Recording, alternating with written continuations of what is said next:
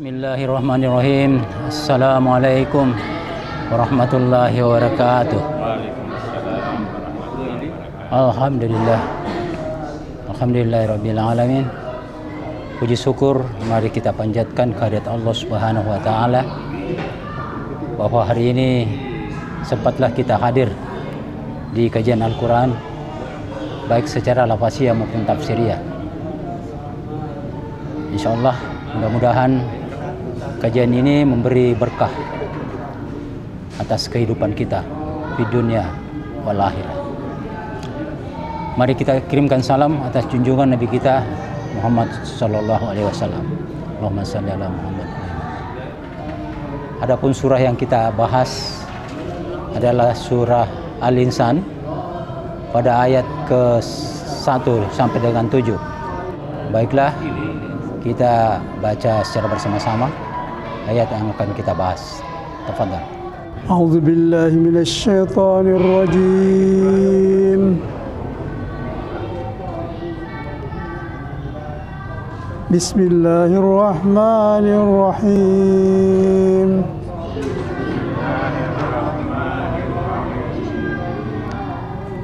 Hal ata 'alal insani hinum minad dahri lam yakun syai'an mazkura.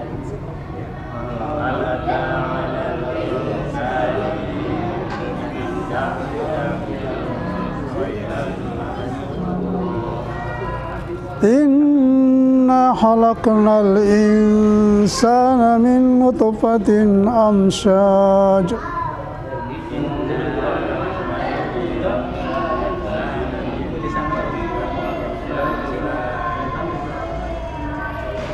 Nabtali faja'alnahu sami'an basira.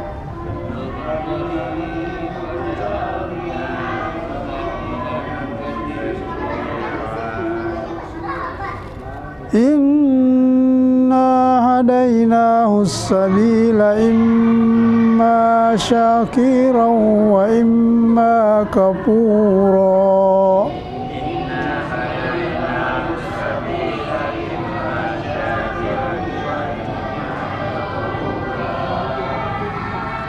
Inna a'tadna lil kafirina salasila wa aghlalan wa sa'ira.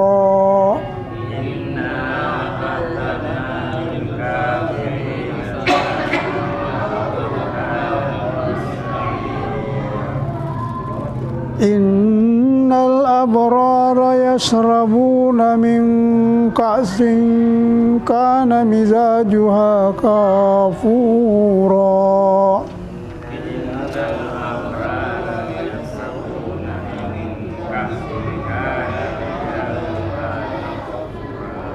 Aina yashrabu biha ibadullahi yufajjirunaha tafjira.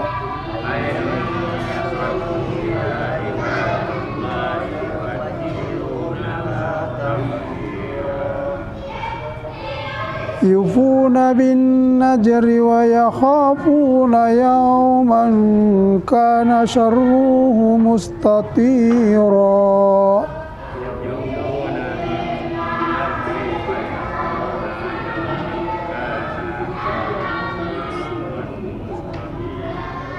Sadaqallahul azim. Assalamualaikum warahmatullahi wabarakatuh. Alhamdulillah alladzi 'allama bil qalam 'allamal insana ma lam ya'lam. Allahumma shalli ala Muhammad wa ala Muhammad khataman nabiyyi la nabiyya ba'da. Saya awali dulu Pak penafsiran ini bahwa pada ayat pertama ini diingatkan bahwa manusia itu sebelumnya tidak ada sama sekali, tidak ada di muka bumi. Jadi manusia itu adalah makhluk terakhir yang dihadirkan di muka bumi. Dan prosesnya itu miliaran tahun. Pertama itu berupa gas, menyatu langit dan bumi. Kemudian Allah perintahkan, terpisah, rela atau terpaksa. Mereka gas itu menjawab, kami rela. Itulah yang disebut dengan Big Bang. Terjadi ledakan maha dahsyat, dan itulah menjadi planet-planet. Salah satu percikan yang kecil di antara miliaran itu adalah bumi, di mana ada matahari, ada bulan pada posisi yang tepat. Kalau matahari itu lebih jauh, bisa membuku bumi. Lebih dekat bisa terbakar. Ditempatkan secara tepat. Makanya sangat sulit bagi orang untuk tidak beriman sebenarnya kalau dia mau berpikir. Nah, jadi melalui proses secara kimiawi dulu. Jadi proses alami terjadi dalam bumi ini. Kemudian didatangkanlah besi. Besi itu bukan bagian dari bumi, tapi dia dari meteor, atmosfer. Masuk di bumi, kemudian hancur. Bumi ini dilapisi oleh atmosfer, dilindungi. Kalau tidak ada atmosfer, ini bisa kita terjebak oleh planet lain. Jadi kalau dia masuk di atmosfer, dia hancur. Sampai dia menjadi kecil. Mungkin paling-paling sebesar lapangan sepak bola yang tidak berbahaya lagi. Jadi besi yang kita miliki itu berasal dari meteor, bercampur dengan tanah. Hujan juga bukan bagian bumi, makanya dipakai nazalah. Sama dengan besi itu nazalah, diturunkan, didatangkan. Jadi kemudian didatangkanlah air. Dan air itu tidak berkurang, tidak berlebihan. Makanya di dalam surah Nabi dikatakan wal ardi jatis sadai wasama jatir raja. Di situ dia katakan langit yang memiliki pengembalian. Artinya air menguap itu kembali ke bumi, disulih, dibersihkan. Air comberan apapun naik, diproses, jadi bersih lagi. Ada petir. Saya dulu pikir petir itu tidak ada gunanya. Itu gunanya untuk mematikan bakteri-bakteri. Ada ledakan petir, matilah bakteri-bakteri. Akhirnya murni, air kembali ke bumi murni. Jadi setelah bumi ini tersedia, kemudian tumbuhan, barulah binatang melalui proses evolusi. Terjadi proses evolusi, kita lihat sejenisnya. Kalau buaya itu mirip-mirip cecak, mirip-mirip biawak apa semua. Itu kan satu keluarga. Nah, kemudian ada ular apa? Terjadi proses. Tapi manusia bukan dalam proses evolusi. Setelah siap semua, Adam, Hawa dihadirkan ke bumi ini. Ya. Kemudian dan Dinosaurus itu dulu itu untungnya itu binatang besar itu dia bukan makan buas, dia memakan rumputan. Tapi hadir pun singa apa semua. Jadi luar biasa orang-orang dulu kita di perjuangannya. Kita alhamdulillah kita hidup di sini, perjuangan mereka hidup di gua dengan bahaya, begitu keluar berburu luar biasa. Nah, kita hadirlah di muka bumi ini, kemudian Allah menyediakan jalan. Secara garis besar ada dua jalan. Jalan orang bersyukur yang beriman, jalan orang kafir dengan imbalannya masing-masing. Silakan memilih. Kalau memilih jalan kufur, maka tersedia kalung rantai dari api. Tetapi kalau mengambil jalan bersyukur, disediakan minuman yang enak. Terserah nih, mana yang dipilih. Pak Ismail pernah bilang, ya mau masuk surga, kecuali yang tidak mau. Yang tidak mau, artinya memilih jalan yang salah. Nah, kita bersyukur, kita ditunjukkan jalan ini, Al-Quran Hudan, petunjuk. Mudah-mudahan kita yang hadir di sini termasuk orang-orang yang memilih jalan syukur dan tidak memilih jalan kufur. Kita tambah lagi nanti, kita sharing. Akhirul kalam, wa barakallahu fikum, wabillahi taufiq hidayah. Wassalamualaikum warahmatullahi wabarakatuh. Menarik Bapak, tadi yang Bapak sampaikan bahwa penciptaan bumi ini yang tadi Bapak bilang Big Bang itu Pak, saya pernah dengar juga Pak ceritanya.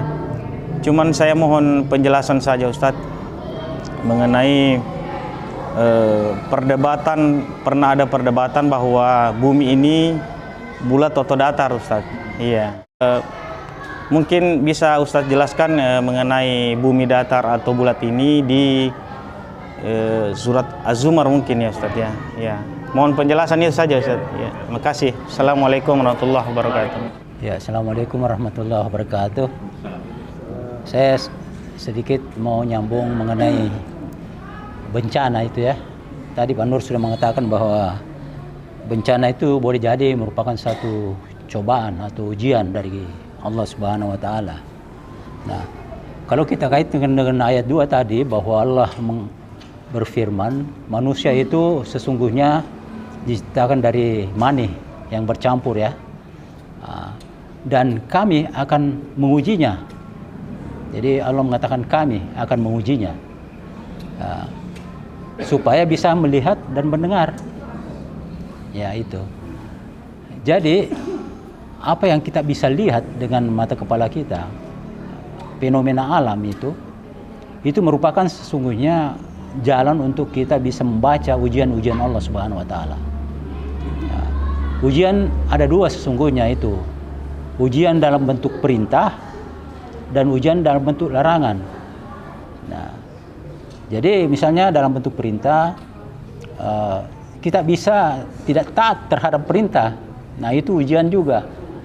Nah, katakanlah sebagai orang Muslim, ya kewajiban-kewajiban kita dalam syariat kan ada ya. Nah, agar supaya kita terbebas dari ujian itu, maka kita harus patuh terhadap perintah itu. Nah, demikian juga larangan. Nah, kalau kita rajin melaksanakan larangan, ya itu jauh suatu ujian besar. Nah, jadi ujian ini tidak terbatas pada hal-hal yang kita anggap negatif. Boleh jadi menurut kita negatif, tapi di sisi Allah itu dia positif jadinya. Karena di balik sesuatu ujian itu ada hikmah di baliknya itu. Jadi perlu kita banyak belajar tentang ilmu hikmah. Nah, sering kali kita sebagai manusia menganggap bahwa hal-hal yang kurang itu bagi kita adalah suatu ujian.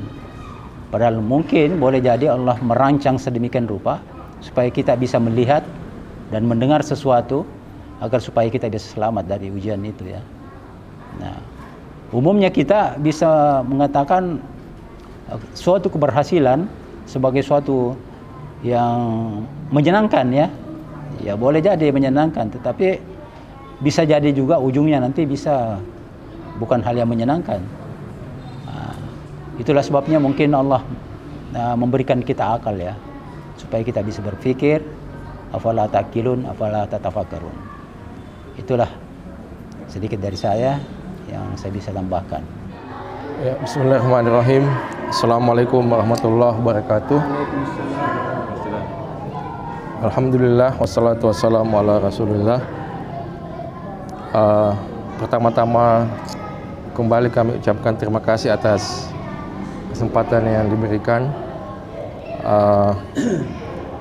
Ya, kemudian yang ingin kami tanyakan pada malam hari ini sebenarnya di luar daripada penjelasan apa yang disampaikan Bapak Ustadz sebelumnya, tapi saya kira ini perlu kita perlu kita diskusikan karena ya ini belakangan ini banyak statement-statement dari tokoh-tokoh agama kita itu yang kontroversi. Ya, baru-baru ini ada salah satu tokoh agama itu yang yang mengundurkan diri dari jabatannya karena ini cara dakwanya yang cenderung merendahkan orang lain. Nah, ini juga sebenarnya yang ingin saya tanyakan ini saya lihat dari salah satu sosial media yang ditayangkan sosial media yang kira-kira ya kalau menurut saya ini juga agak kontroversi, dan itulah mungkin saya ingin menanyakan kepada Pak Ustadz, apakah statement yang disampaikan oleh mubalik atau penceramah ini apakah memang betul bisa disampaikan atau seperti apa, mengingat kita ini di negara Pancasila. Ada di salah satu sosial media itu ada seorang ustadz yang mengatakan bahwa kenapa banyak bencana alam itu terjadi di bulan Desember dan bahkan di bulan Januari. Itu kalau kita mau melihat juga tsunami di Aceh itu kan bulan Januari.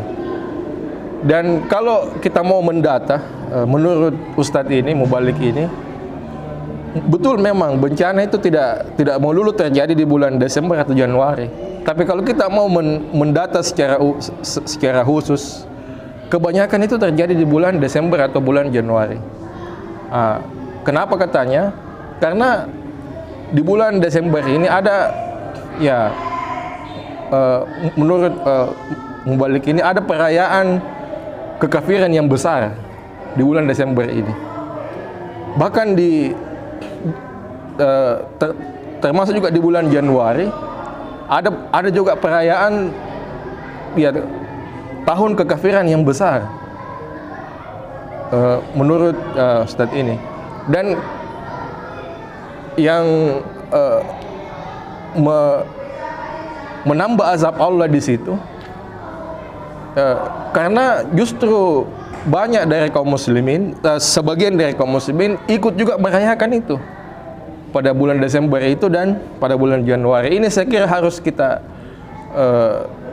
yang saya mau tanyakan ke Pak Ustadz, apakah ini benar adanya ataukah seperti apa mungkin perspektif kita dalam memandang ini sebagai kaum muslimin, dan juga mungkin perspektif kita dalam memandang ini sebagai orang Indonesia, karena kita hidup di Indonesia yang ada beberapa agama yang kita saling menghormati satu sama lain. Mungkin ini mungkin ini semacam pendidikan ke masyarakat. Apakah bisa statement ini bisa disampaikan ke masyarakat atau bagaimana?